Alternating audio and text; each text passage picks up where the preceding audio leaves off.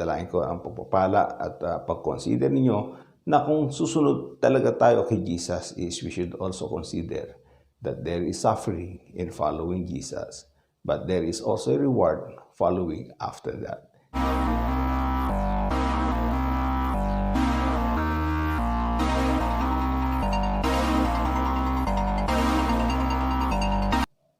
Today's word is in Matthew chapter 20, starting verse 17.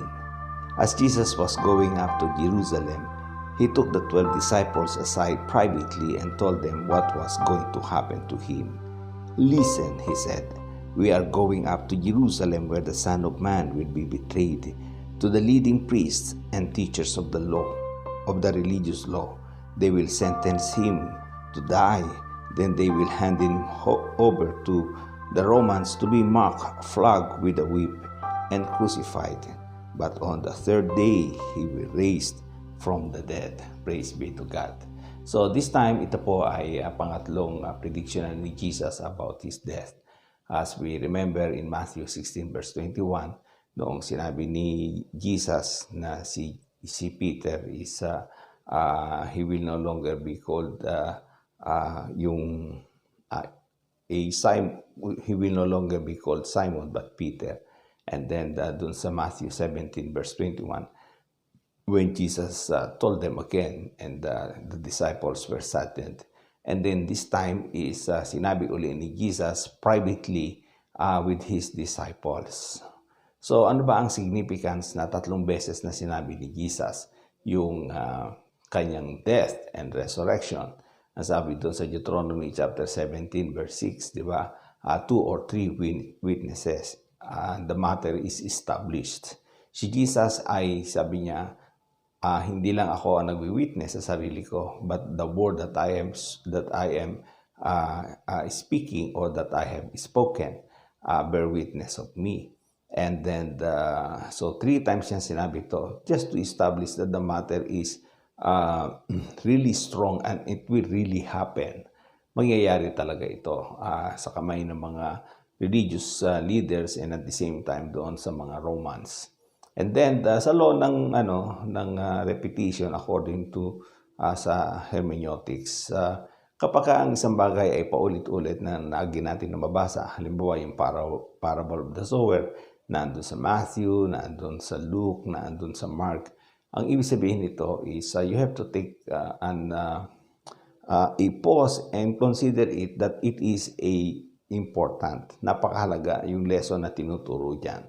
So, nung sinabi ni Jesus that He would die and rose again, ito ay importante because this will be the genuine demonstration of God's love to us. The genuine act of redemption of Jesus and claiming Himself to be the real Messiah and there is no other Messiah except Him. And ang tinuturo din dito sa atin is this, hindi lamang yung gagawin ni Jesus doon sa cross, but Jesus is also setting us an example of what it is to serve and to sacrifice for the kingdom. Si Jesus is pinaglingkuran niya kanyang mga disciples and at the same time is He will go through a maximum punishment that a man would ever experience at gagawin ni Jesus yon para sa salvation natin.